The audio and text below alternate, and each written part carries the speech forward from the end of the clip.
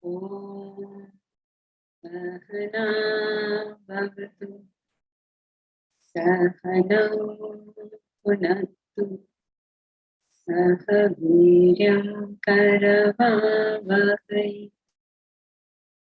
Tejasvinavadhitamastu ma Vidvishavahai. Om Shanti Shanti.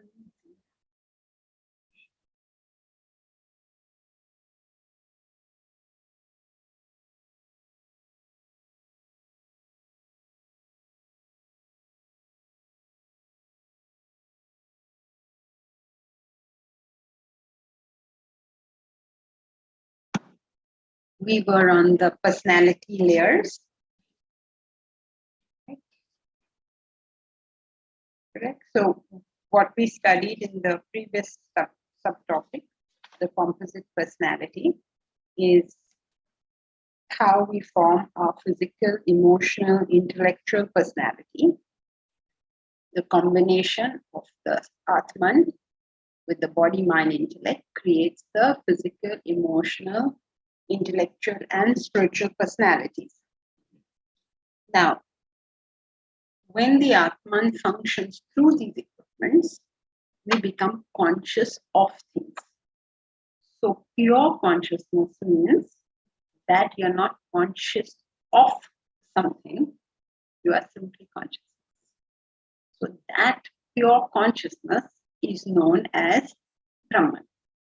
Now, when this pure consciousness functions through the body, mind, intellect, what we get is conditioned consciousness. Conditioned by the object, meaning conditioned with an of. You're conscious of something. So there's a conditioning.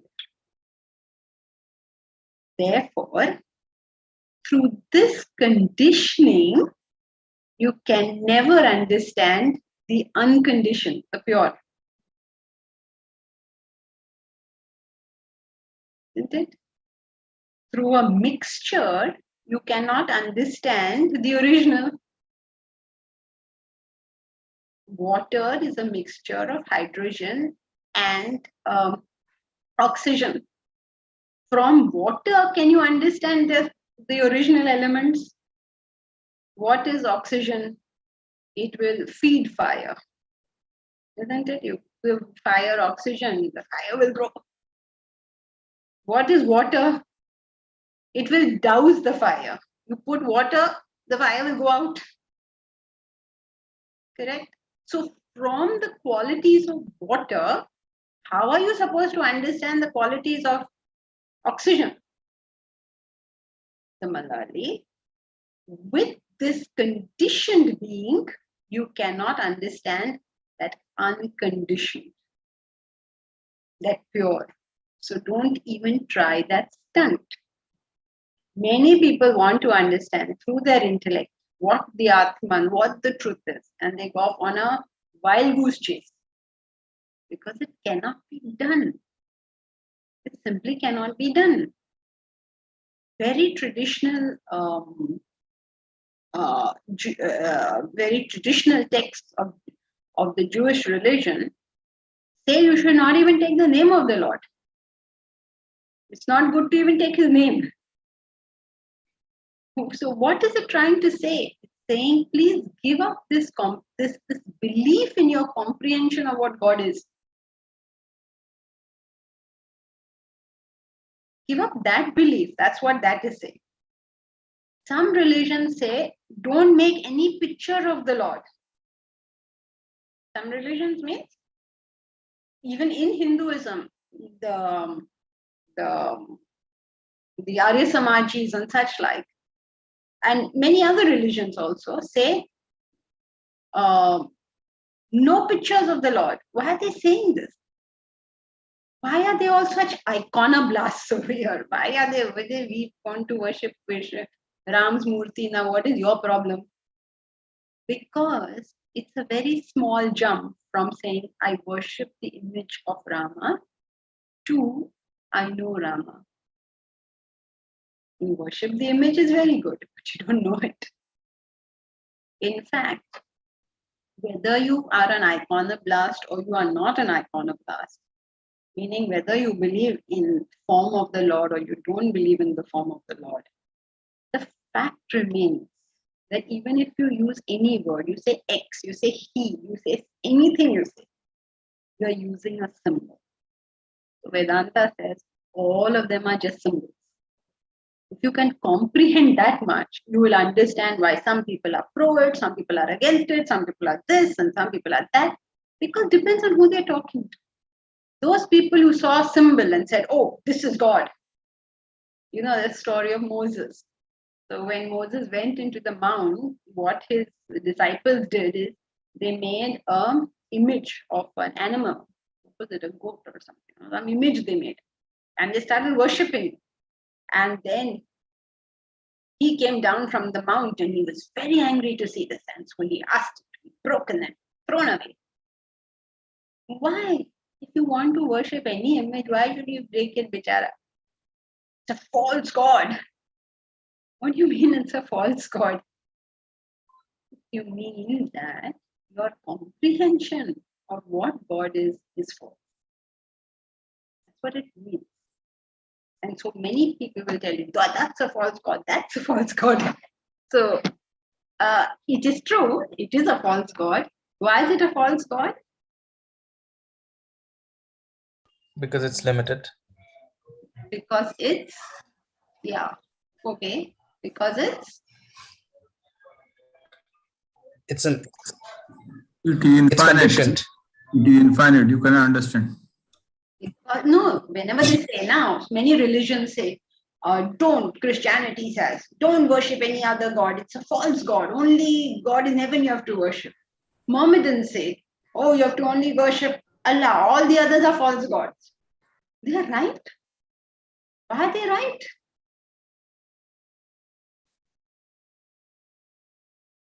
Because it becomes conditioned when we put an image on it. Because they're all symbols and you're thinking you know God. Yes. They're all symbols. They're false gods. And then Hinduism comes along and says, no, no, no, all gods are right gods. And you say, hey, Baba, you guys make up your mind. Are they false gods or are they right gods? The thing is, where are you talking from? If you're talking from the absolute, everything in the world is God. That is correct. But if you're talking from the perspective of the person thinking that he's understood God, then none of it is God.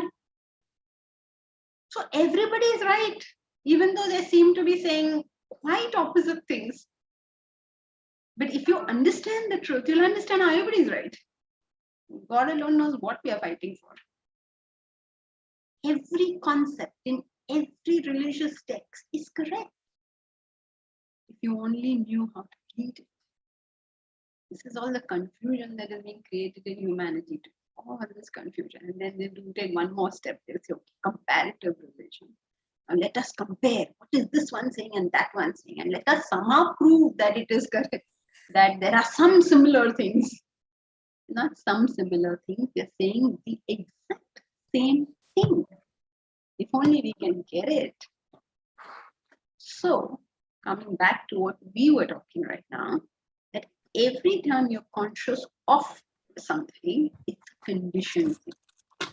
So, whether you are worshipping an idol made of earth, such as a murti or something like that, or an idol made of water, such as a river or the ocean, or an idol made of fire, such as the Havan Kund, which the Arya Samajis have, or any symbol that signifies fire, or you're worshipping something that signifies air, anything fragrance related, like an agarbatti or something like that. Anything that gives out fragrance, and that fragrance reminds you of God.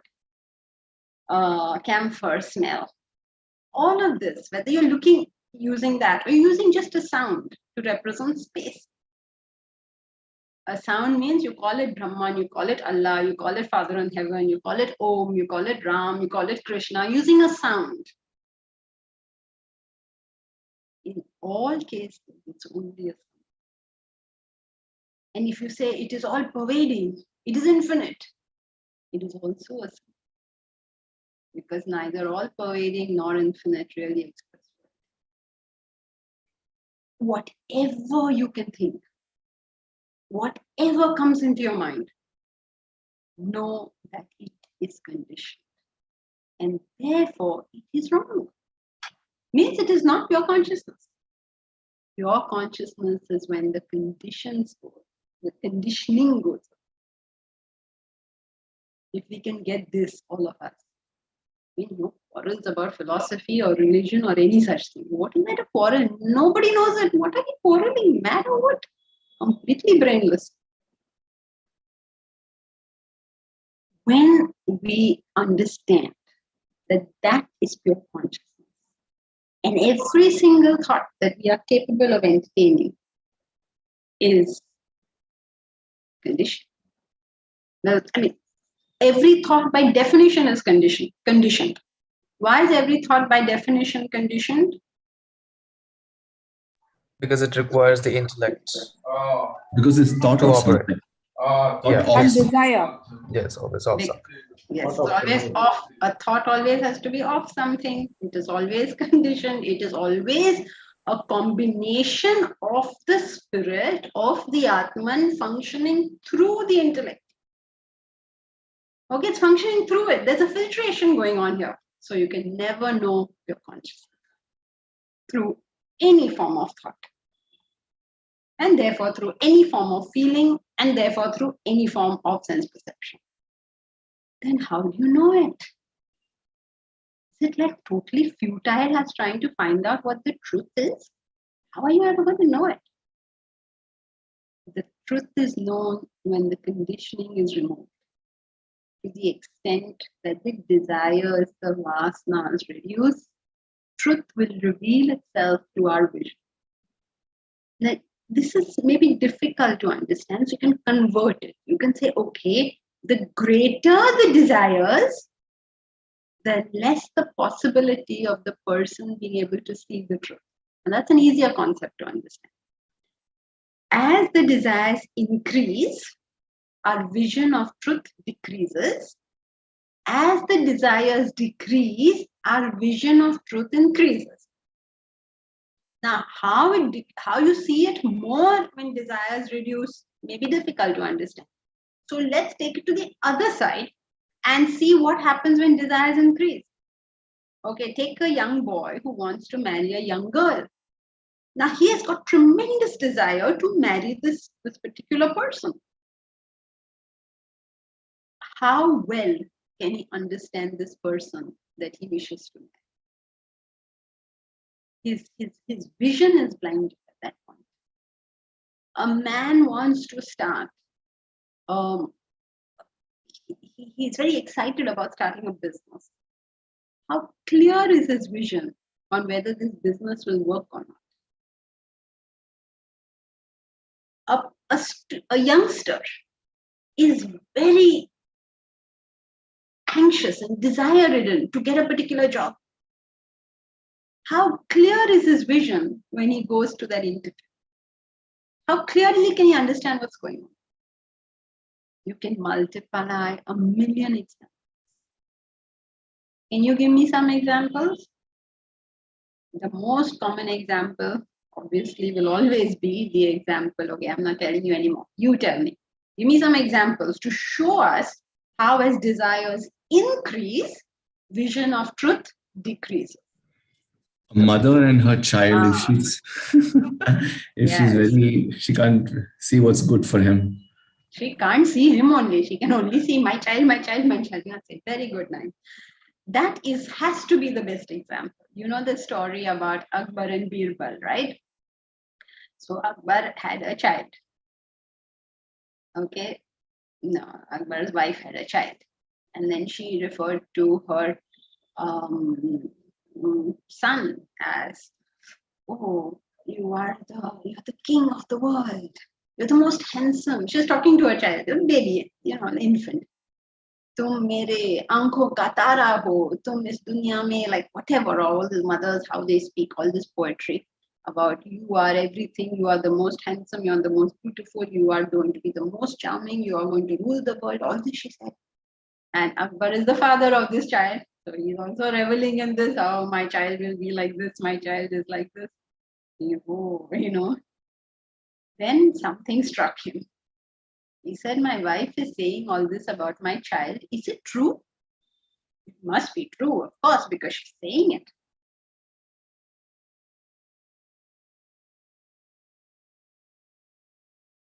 Sorry, I told you the story wrong. One man came to Akbar and said that about Akbar, that you are the Badshah of the world, you are a this, you are a that, you are a that.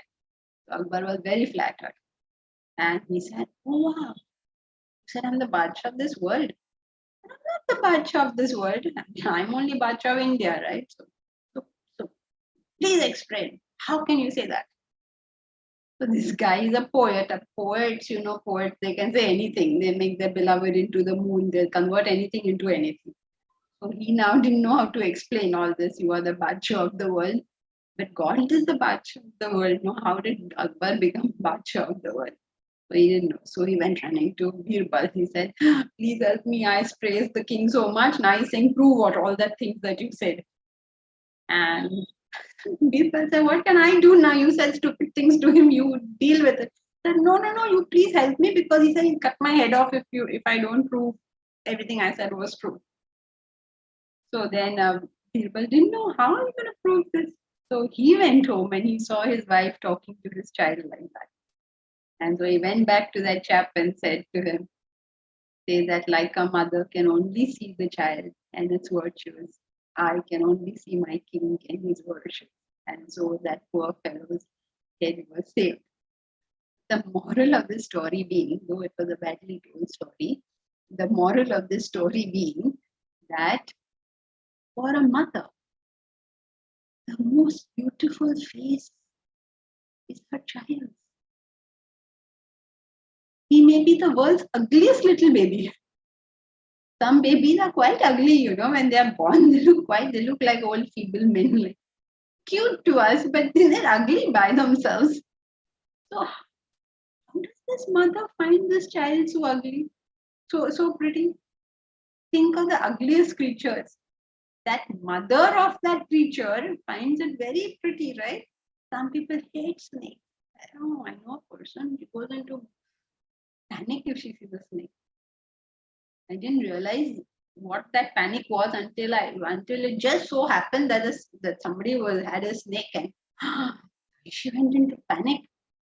Now that snake, which was in that person's hand, when that snake was born, and the mummy snake was looking at that baby snake, did she go into panic? Na sundar mera bachcha. So the moral of the story is, you'll remember the point, right? Higher the desire, lower the vision of truth. Higher Desire the- clouds. Remember that. Higher the desires, the lower the vision of truth.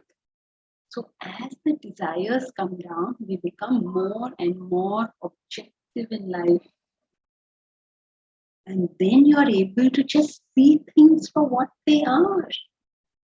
You don't have any agenda. It's just clear vision. Absolutely clear vision. And that is clarity of thought. Wherever you have a high desire, you're not going to see it. You're simply not going to see it. The most basic fundamental things you want to see. Like once, we always cash strapped, right? In Vedanta, koi humko paise waise nahi de. So we are always cash strapped. So once with difficulty, we collected some money and put an ad in the newspaper for some event we were having. And, we had only that much money to put that one ad. And honestly, you open the newspaper and you look through the paper, you can't see the ad. Because you know that if this particular ad fails, that means there is no other publicity, there is nothing. Mahesh and I will be sitting at that venue by ourselves because we were not able to tell anybody it's happening. You can't see the ad. It's amazing. The stronger the desire, the less you can see even things in front of your eyes. Actually, I have a question. Mhm. Like, if you have a strong desire towards something, you can't gauge it properly. Mhm. Is it also possible that if you hate something strongly, you're not able to gauge it properly? Is that Now think about your question. Are you going to work this out for yourself? Hate, what is hate? You're mute tonight. dvesha, like you aversion towards something? Okay. So what is it? Correct. You gave me another word, but what is hate? How does hate come about? If you fear something, also you Okay. How does fear or hate come about? based on attachment or How does attachment come about? desires going So your hate is always proportional to desires and then everything boils down to desire, unfortunately. Some people say, oh, you're obsessed, everything you say desire only, but I can't help it. Everything boils down to the desire. So the big question is, ये desire है हमारे पास. Now we can't get rid of it. Okay, suppose you want a Rolls Royce. Can I come and argue with you that you should not want a Rolls Royce? Can't, no. Anybody who wants whatever they want it. Now what argument are you going to give to them? So desire is not something you can pluck out of your system and throw away. It's not like that. It is there. I mean, your system is your desires. This is not a division between your system and your desire. How are you going to throw the desire away? You'll have to pick yourself up and throw. And then if you pick yourself up and throw, you have gone with it. So I can't understand how you're going to get rid of a desire. Desires cannot be gotten rid of. But there is a system, there is a methodology by which you take up higher desires so that the lower way is. This system or methodology is known as Yoga, Karma karma yoga, bhakti yoga. Renunciation. Yeah, yeah. Renunciation is another. the 3 yogas. Once you do them, the desires go, you become an objective person. If you reach 100% objectivity, you reach the self. I mean, 100% objectivity is the self. Simple, right? The theory in Vedanta is the simplest in the world. You can never get it wrong. It's all like mathematics. It follows itself in nice logical sequence. But what prevents you from undertaking the 3 yogas is your senses are driving you somewhere. And you're not able to hold that. Since you're not able to hold that, since no human being is able to hold that, life goes off in some other direction. Some futile, unnecessary, unhappy direction. Yeah. Vedanta is not telling us, not interfering in our lives and telling us you should want the self, you should want to reduce desire. It's not giving any prescription. All it is saying is that if you do not work on higher ideals, if you do not work on reducing your desires, please remember desires equals agitation. So if you have not worked for the higher, there is no way that those agitations will not attack. No way. So it is not like it's a prescription. It's only giving us a cause and effect relationship. You can still choose. You can say, no, I want to indulge in my senses. I'm going to do that. Fine. We are with you if you do that. It's a choice you make and it's a consequence you face. Consequence you face, and it doesn't mean some horrible thing. What it just means is, as long as the desire exists, the potential for agitation exists. It's not like you go to hell. No. A true Vedantin will always encourage and support whatever your choice is. Because you have the right to choose. You're a human being. Choose whatever you want. Only thing is, please understand the cause and effect relationship. That's the only plea that Vedanta makes. We're not in judgment of anyone's choices. At different times in our lives, we may make different choices, and that's fine. But always know the facts of life and do whatever you want. So it goes on to tell us more facts of life, which was in the personality layers. You asked us to remind you last week that you want to like draw a triangle which Yes. relates the BMI to the koshas. Yes. So here it is. Omkar is about to show it to you. Okay.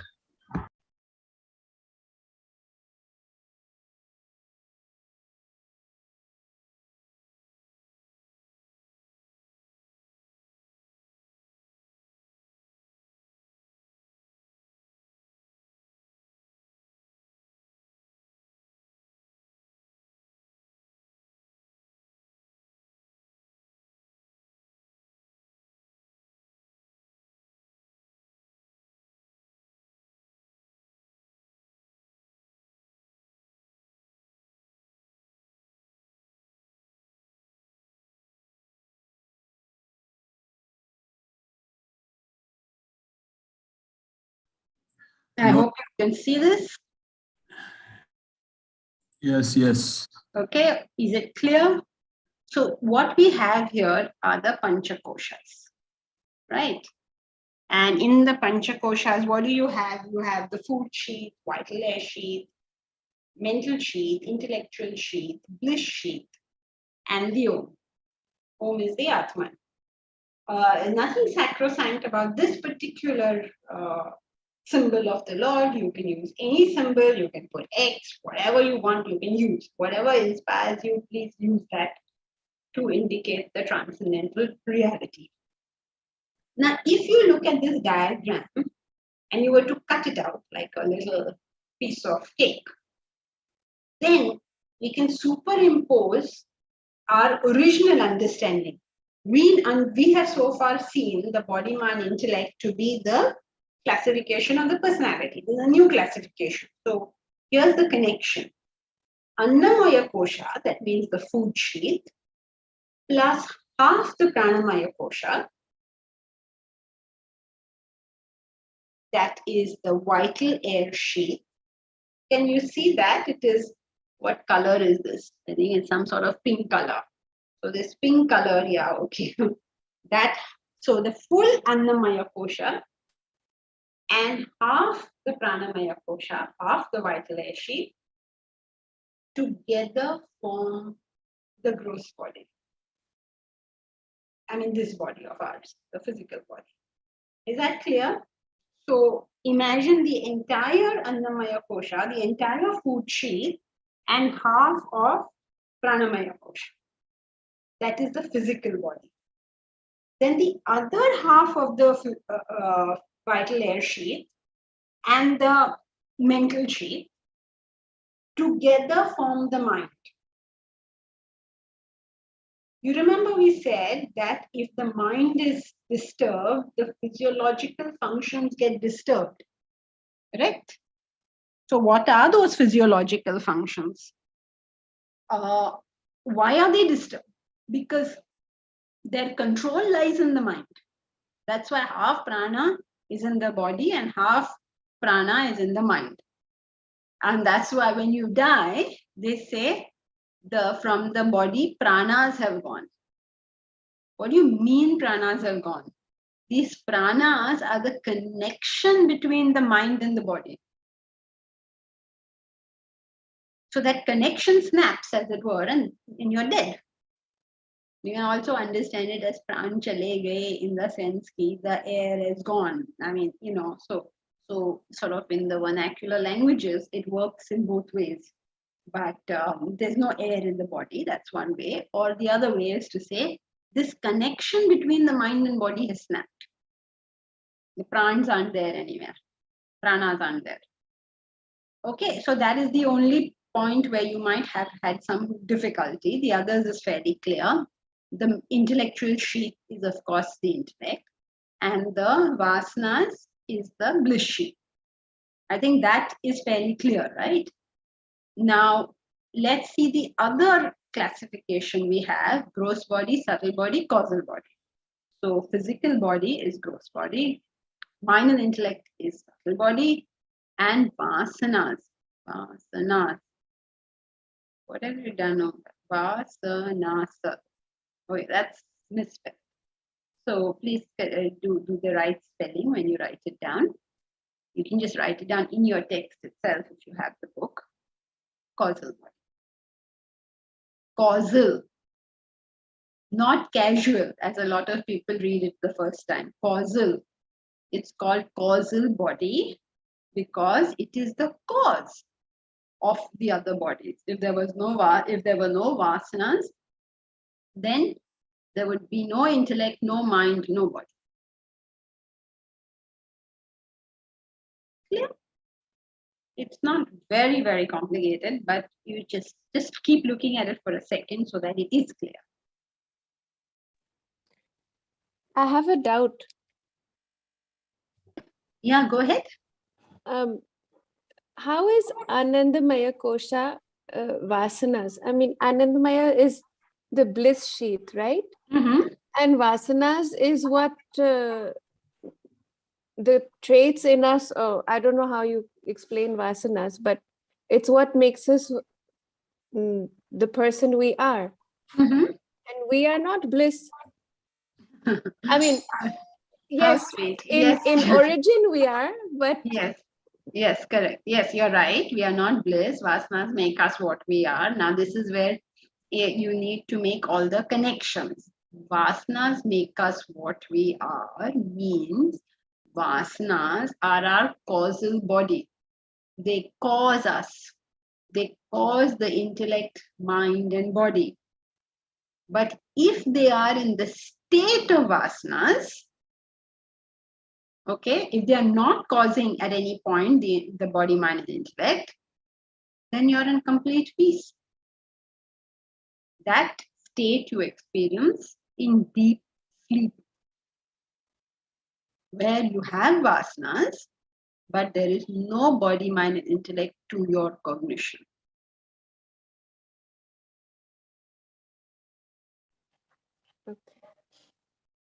In other words, the vasanas refer to unmanifest desires.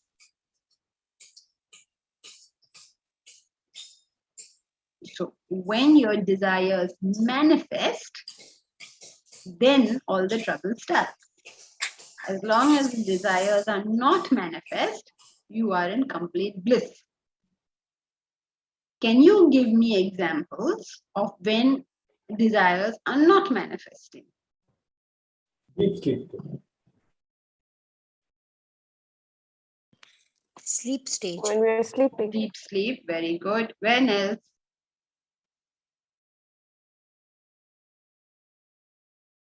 Meditation. Okay, if you're correctly doing meditation, okay. Under the influence of liquor. Under the influence of liquor, yeah. Yes. Mental loss of memory. Loss of memory, true. Somebody's in coma. Easy, coma, correct.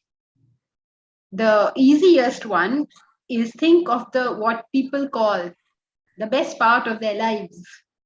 What do people say? Oh, best part. Childhood. Childhood. Childhood. The younger the child, the less the manifestation of desires. As the child grows up, the desires start manifesting. Okay, so as I'm giving you all these other examples so that you can see as the manifestation grows, the agitations grow. But even if the vasanas are there and they are not manifesting, there will be no desire, there will be no agitation. Another time when your desires are probably not manifesting. When I say desires, I mean the bulk of desires, okay, not little bit. But another time when your desires may not be manifesting is during class. If you're listening to any spiritual, scriptural bhajans or excuse me, lectures or something like that, then in all probability, your desires are not manifesting. And because your desires are not manifesting, what you experience is Bliss. yes. And Relative you say that spiritual life gives you a lot of bliss. That in itself is a very wrong concept. Anything which prevents your desires from manifesting will give you a temporary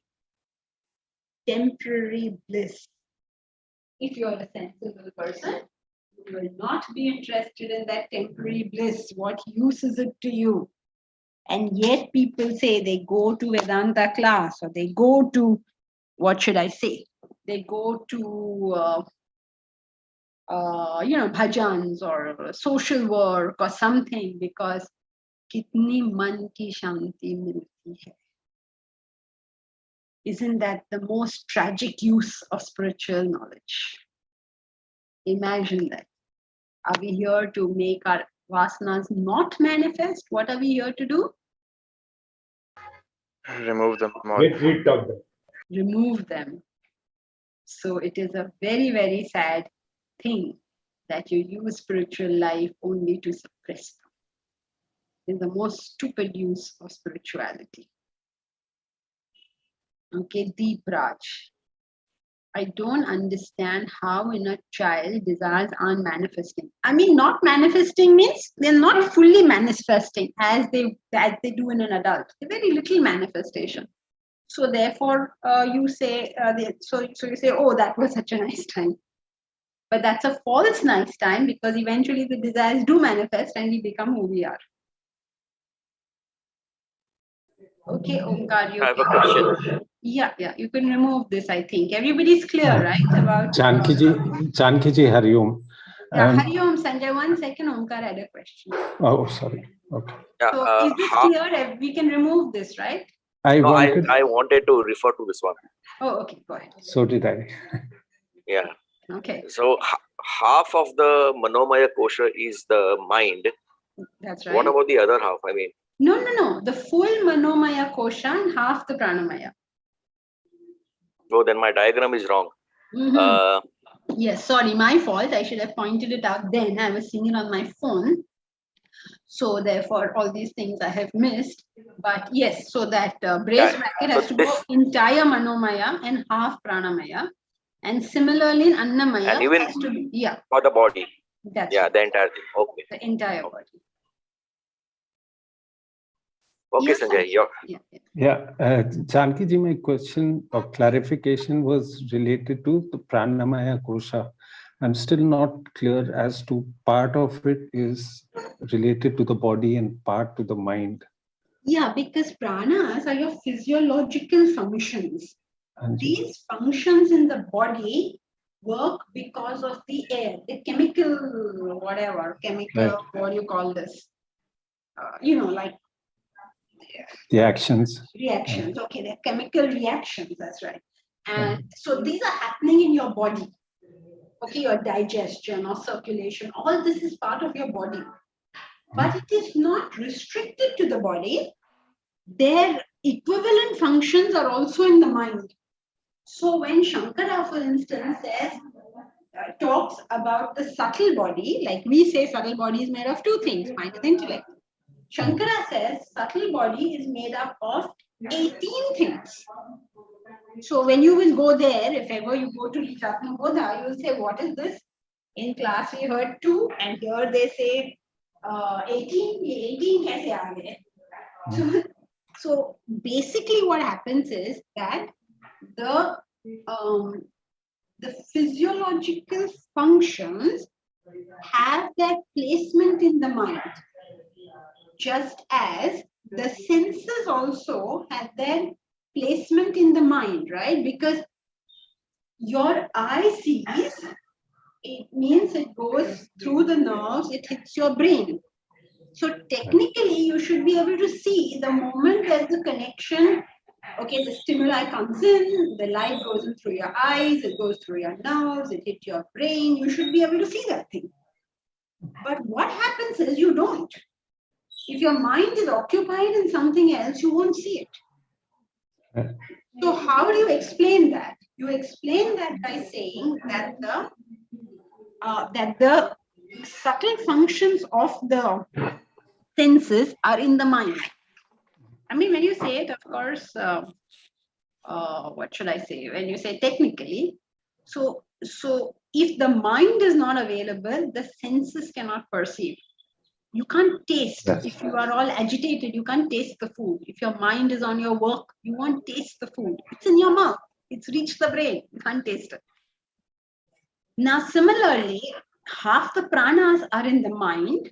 So when the mind gets agitated, the pranas will start getting messed up. Yes. Okay. So you will see, I mean, most common example is when you hear bad news and you have to rush to the washroom. Or you have a interview coming up and you need to go to the washroom. So mind is getting worked up. So the body, the physiological functions immediately show a reaction. Is that clear? Yeah. Thank you. Janki ji, I had a little doubt. If 1 second, Tinky, can I just finish what is here? yeah, Mr. Srinivasan says, when we say gross body, is there any relationship with the elements, Panchabhutas? Then can we say gross physical body in the diagram? Yes, the Panchabhutas make up the physical body. And the Panchabhutas also, in fact, make up the mind and intellect, because the whole universe is supposed to be made up of the Panchabhutas. So in their gross form, they make up gross objects, means physical objects, and in their subtle form, they make up subtle objects, which is thoughts. Now, don't ask me what is gross and what is subtle in the Panchabhutas, because that is a story in itself. When we go to Atmabodha, we will study that. I want to study Atmabodha, we'll study it somehow, someday, somewhere. As it is, there are too many classes going on. And now we have to still start the 1 month residential program, residential. That will be cool when we start that. Okay. Listen. Yes, Tinky.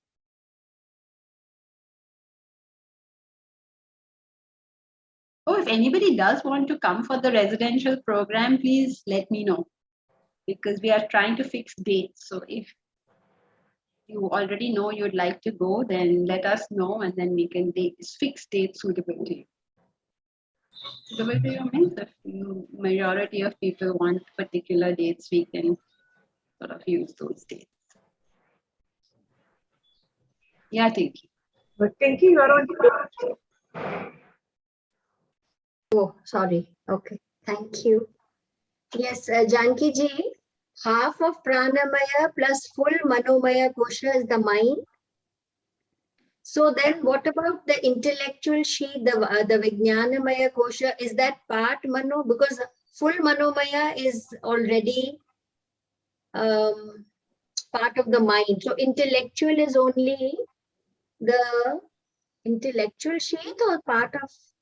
No, why will intellect be part of the mind? They are completely different, right? There's no manamaya kosha associated with the intellectual sheet. No, the only half sheath is the pranamaya. Okay. Okay, the rest are all full. Okay. Yeah. Thank you. But please don't know it like that. Please understand the logic of it. Don't just learn it like that. No. These kind of mnemonic aids are really not very good. So why are we saying half is in the body and half is in the mind? Because that's the connection. That is why. But mind and intellect are totally different.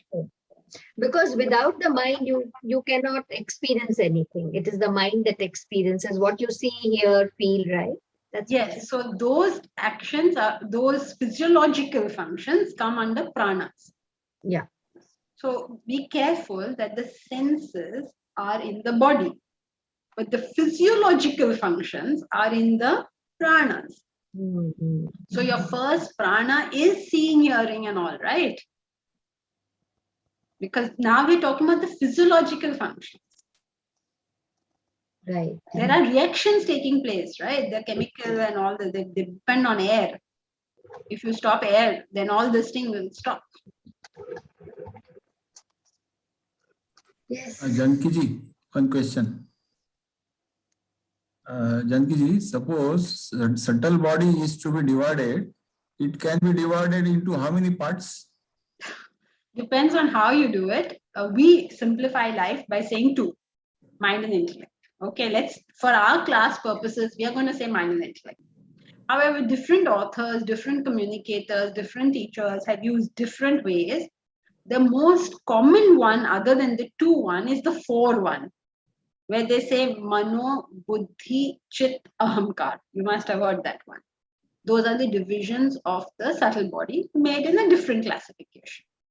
So in that classification, mano, mind, buddhi, intellect, ahamkar, ego, and fourth is chit. Chit is conditioned consciousness.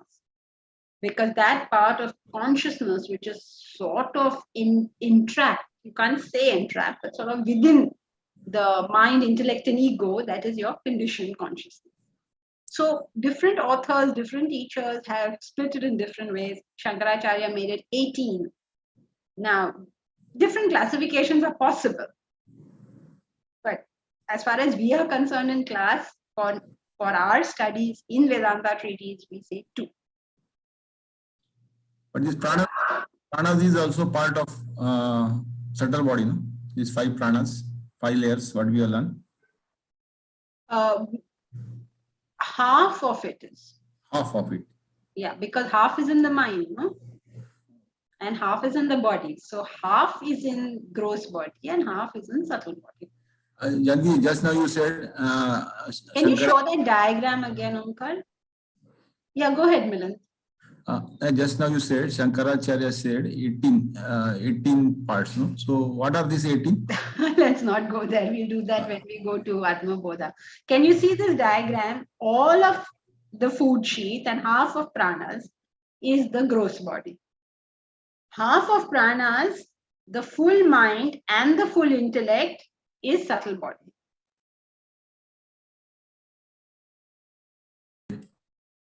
Clear? Okay, thank you.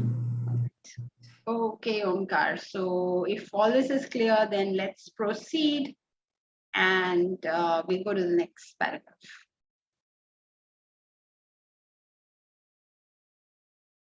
Who will read?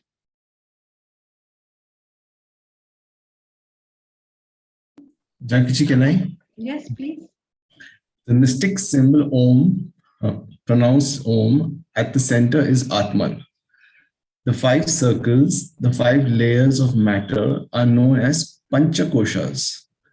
The outermost circle is the food sheet Annamaya Kosha. Within it is the vital air sheet Pranamaya Kosha. Next, the mental sheet Manomaya Kosha and intellectual sheet Vijnanamaya Kosha. The innermost is the bliss sheet Anandamaya Kosha. Should I proceed, Jankiji, or this is enough? Yeah, I think everybody's clear about this, no? So we just move on. Okay. Food sheet.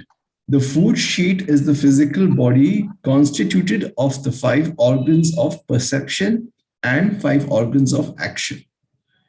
Termed so since it is caused by food consumed, maintained by food, and finally ends up as food for other creatures. Vital air sheet. This sheet is made up of the 5 physiological functions known as pranas. It is named vital air since it is related to the air you breathe. The pranas are the following 5 faculties. Prana, perception. The 5 senses of seeing, hearing, smelling, tasting, and touching. Apanak, excretion. That which throws out, discharges feces, urine, sperm, sputum, respiration, etc. Samana, digestion, digests food consumed. Vyana, circulation, distributes digested food to different parts of the body. Udhana, thought absorption, takes in fresh knowledge. Should I stop? Yeah, you can just summarize the food and the vital air sheet. Okay. So the food sheet is part of the physical body, constituted of the 5 organs of perception and action. Next, the vital air sheet. The sheet is made up of 5 physiological functions known as the pranas, which the pranas relate to the 5 senses such as seeing, hearing, smelling, tasting, and touching. Okay.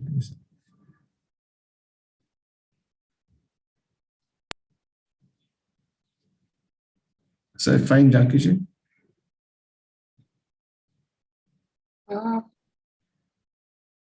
said 5 senses, then? Then we have the apana excretion, which is related to throwing out or discharging. We have the samana digestion, which is related to digesting food. Vyana, circulation, related to digested food being sent to different parts of the body. And udana, thought absorption, taking in fresh knowledge. Yeah. So here we have the 2 sheets, food sheet and vital air sheet. It's all clear, right? So far, so good, everybody. You all remember about this because I've already explained this. Remember, when we grow older in life, our pranas reduce. So digestion, circulation, all of it starts coming down. You know, you get heart problems, you get digestion problems, you learn what is the meaning of the word acidity. If you ask a child, you have acidity, the child doesn't know what you're talking about. You ask a child, do you find this food heavy? He can't understand what you're saying. He doesn't know what you mean. What is that even supposed to mean? He's never experienced anything like that. So even the eyes, what they call, what Omkar, what is it called in Gujarati? Eyes. Yeah, the eyes at 40, what is it called? Betala. Betala. 42. Chalisa, Betala. Chalisa. Betala. Betala. Hmm. So Betala means you become, your vision has come down. That's when you get bifocals, right? Vision has come down. Now youngsters don't understand what is all this. But as you grow older and older, you understand. It's very surprising for a youngster who doesn't understand that concept. He says, so what is middle age? You understand your eyesight goes down and you can't see things in the distance. But what is middle age? Where you have to move your things away from your eyes to see it. Otherwise, you can't see it. Now, many people here may not know what I'm talking about. Ranika? Ranika? Okay.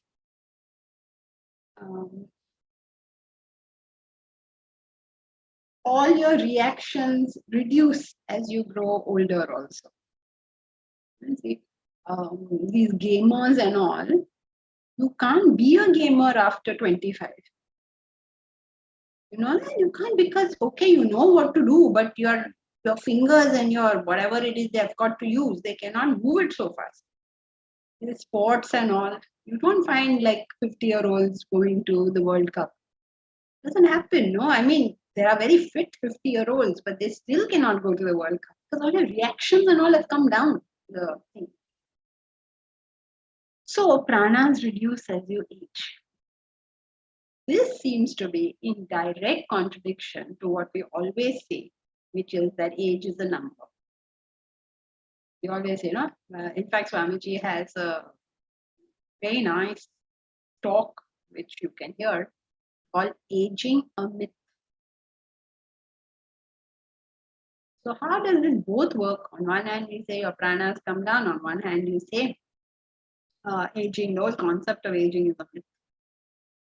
What it means is that when you have kept your equipment in a fine fettle, when you have not lived your life full of agitations, then the deterioration of the pranas is minimal, very little.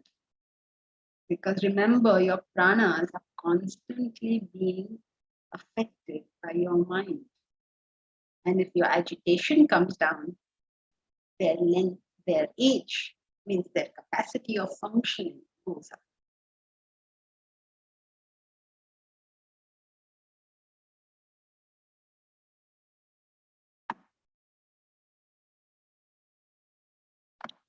Kalyan Kumar, why is thought absorption classified as physiological function under vital air shift? I thought it was more to do with the mind. They all have something to do with the mind, but when we're talking about thought absorption, just think about a child's capacity for thought absorption. By the time a child is 4 years old, 50% of adult intelligence is formed. A child by the time of age of 4 can learn up to 6 languages. You know, you keep a child in a trilingual home where people are speaking 3 different languages. The child will know it. If you, Kalyan, if you went to Delhi when your baby was 1 year old, the child will learn Hindi immediately. But you as an adult will be struggling along till today, 20 years later also, you're still struggling with that Hindi. But the child has just picked it up. That is why in early Indian tradition, the children were given memorization. It was a great thing, really. When you're a young child, you can just memorize anything, no problem. And now when people and older people go to Sanskrit class, they are struggling trying to memorize something. That is why you should learn Sanskrit, so that you can do that struggle and not get bogged down. I can't remember. We lose it also because we don't use it. thought absorption. We're not talking about reflection. We're not talking about what you do with the thought once you have it. We're talking about just the capacity to take in that idea. That is why youngsters take to new fashions, because they can take those ideas. When the jeans first came, all the youngsters started wearing them, and all the oldie goldies said, yeah, what horrible clothes are these?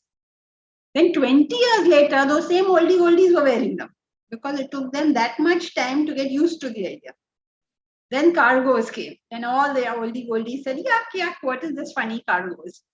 Then after 20 years, they will start wearing them.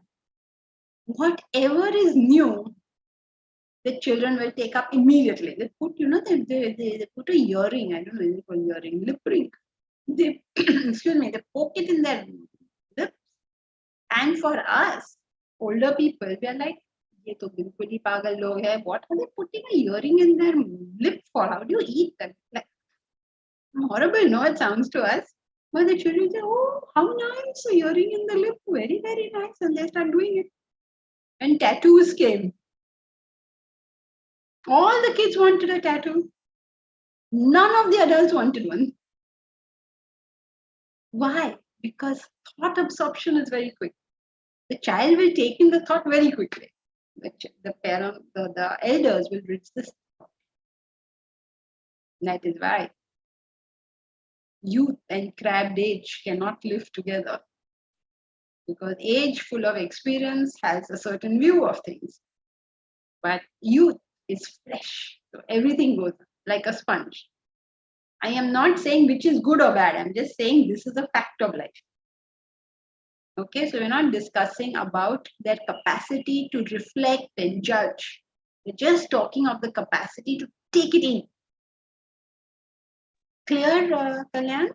Yeah. So capacity to absorb is being the Yes. point here. Yeah. Thank you. Okay, so as you grow older in life and you see what the kids are doing and say, yuck, be warned. This may just be age speaking.